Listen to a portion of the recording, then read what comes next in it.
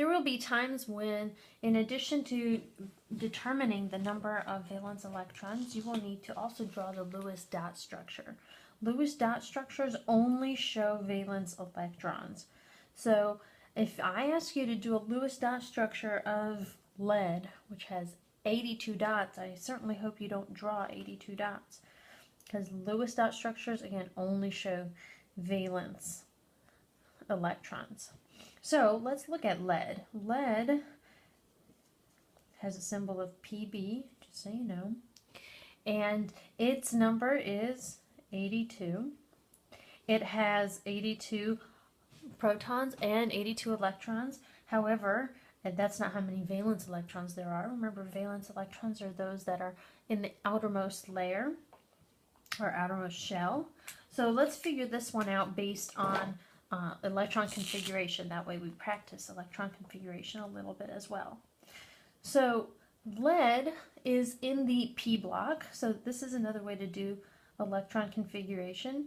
It's in the p block, and it's in the 6th period, and it's the second element in the p block. So that means that as we're doing our electron configuration, all we need to do is go up to 6p2. That's the 6th period, the p block, and since it's the second element, it's going to have 2 electrons. So that's easy enough. 1s2, 2s2, 2p6, 3s2, 3p6, 4s2. I'm going to erase this since it's in the way. I'll just write it over here.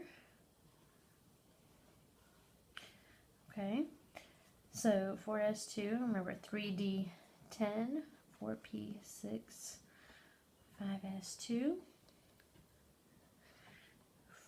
4d10, 5p6, 6s2, don't forget that 7f4, oh not 7, my bad, 4f14, 5d10, 6p2.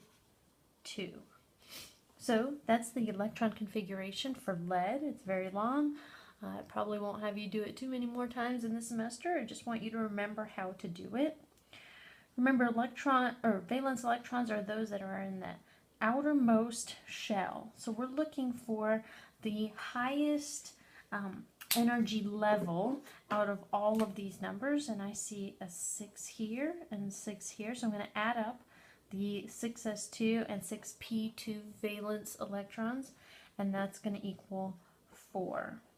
And just to make sure, it is in the 14th group, and if you take a look at your periodic table, you'll remember, or hopefully you remember, that lead does have 4 valence electrons.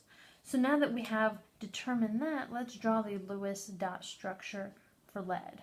I will first do the symbol. So for lead it is Pb, and after that I will draw only the 4 valence electrons that lead has, and keep in mind that they should not be paired until there are 4 singles. And since it only has 4 valence electrons, you should have 4 single electrons. So that is the Lewis dot structure for lead. Okay, let's do another one, maybe one that's a little bit simpler. So we'll do, how about magnesium?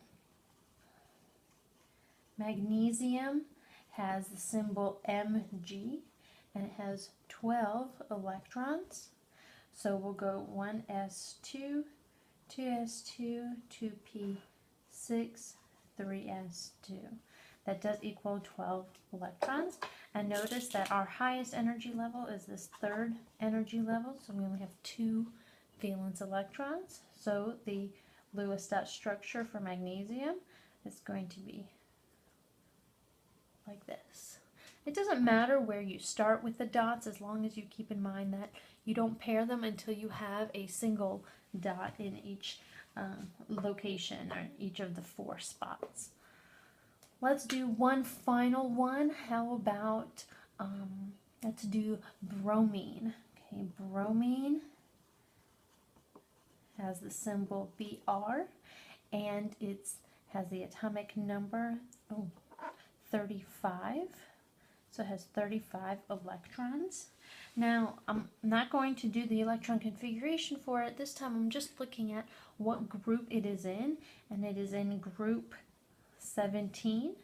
So it has a valence number of 7. Okay.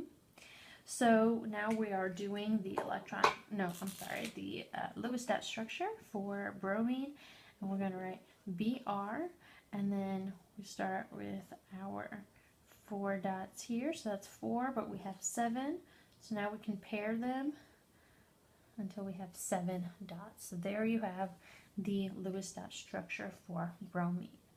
We'll do some practice ones of these. Make sure you know how to do this, because once we start looking at chemical reactions and bonding, this will be very important for you to know how to do it so that you can show bonds between different elements. That's all.